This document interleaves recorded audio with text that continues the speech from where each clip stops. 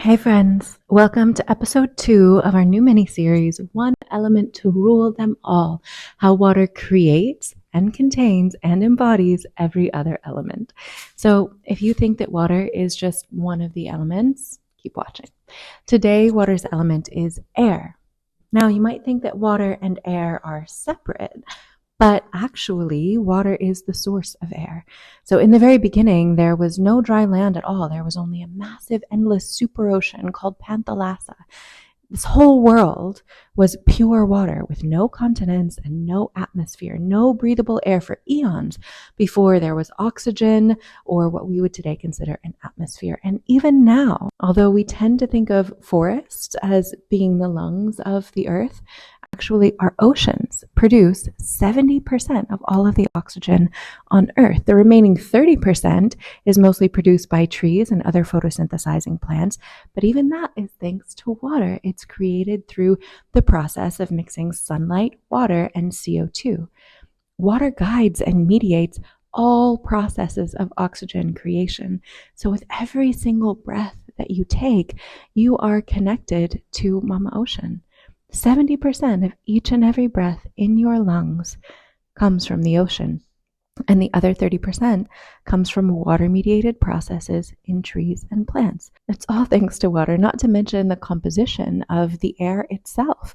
If there were no water in air, it wouldn't be breathable. It would be too dry to breathe. We would choke on each and every breath and very quickly die.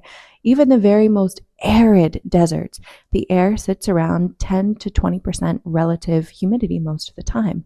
So we can't really think of the air element as being separate from the water element at all. Air contains water, and water creates and sustains and fills the air. Now, not only did water create air, but water also contains air in the form of dissolved gases like oxygen and molecular hydrogen and carbonic acid. And just like we need to breathe, water also needs to breathe.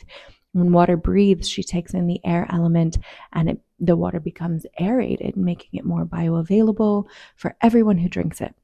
In fact, Dr. Tom Cowan, and I love this quote, he once said he believed that one day it would be discovered that the dissolved gases inside of water are just as crucial to hydration as the liquid water itself.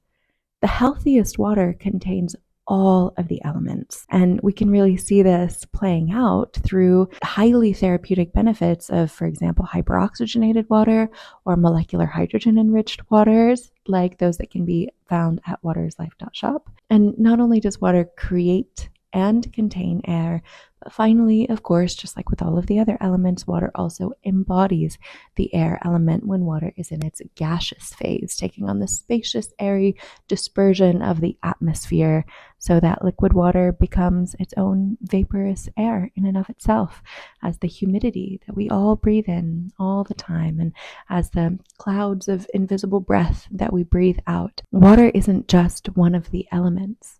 Water is the queen of all elements and of all creation. Like Thales of Miletus said, water is all. And as Goethe said, water is the ground of all being. So don't be fooled, friends. Water runs this shit. You understand water? You understand everything. Till the next episode, be well and be water, my friend.